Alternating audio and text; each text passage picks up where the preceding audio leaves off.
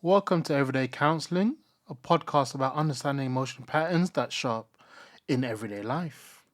In this episode, we're following directly on from what people do in the moment when they feel activated and looking at what happens after the moment has passed.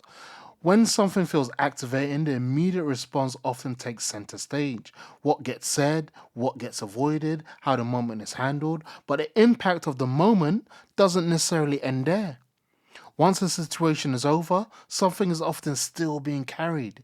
You might notice this when you leave a conversation feeling unsettled, even though nothing obviously went wrong, or when a tense interaction ends but your body doesn't quite return to baseline.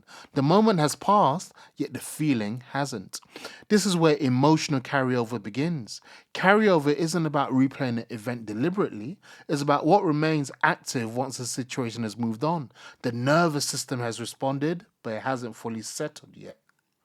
This often shows up indirectly. You might feel quieter than usual, more impatient, less focused, or emotionally flat.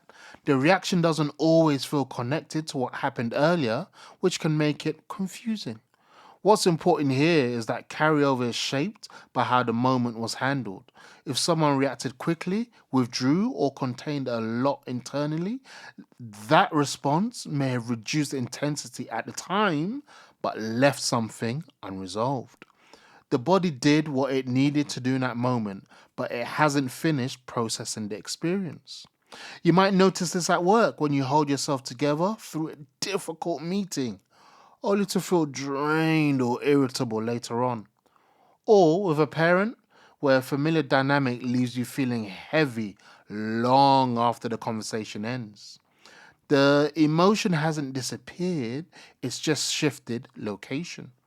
Carryover also happens when a response doesn't match what you wanted to do. When you stayed quiet but wished you'd spoken. When you spoke quickly but later felt exposed. When you kept the peace but felt overlooked. This mismatch often leaves emotional residue.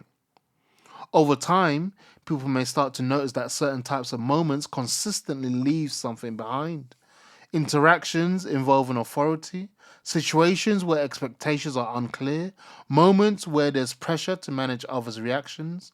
These aren't random, they're places where emotional effort is high. Carryover can also move between contexts.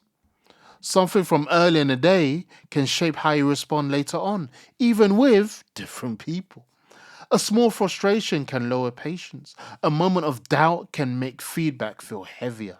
The next situation absorbs what's already present. This is why people sometimes feel out of sync with themselves. The current moment doesn't explain their reaction, but it's not the only moment involved. Understanding carryover changes how these experiences are interpreted. Instead of seeing reactions as sudden or inexplicable, people begin to see them as cumulative. That shift matters. It reduces self criticism and increases clarity. Rather than asking, why am I like this today? The question becomes, what has already happened that hasn't quite settled yet? As awareness grows, people begin noticing patterns in what they are carrying forward. Certain situations leave more residue. Certain responses require more effort. Certain roles demand more emotional work. This awareness doesn't require fixing anything immediately. It simply brings continuity into focus.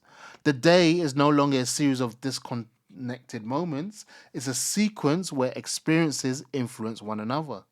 And this is where something important begins to happen.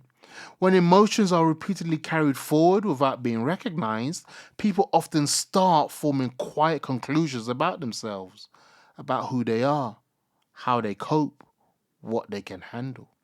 These conclusions don't come from one moment, they come from accumulation.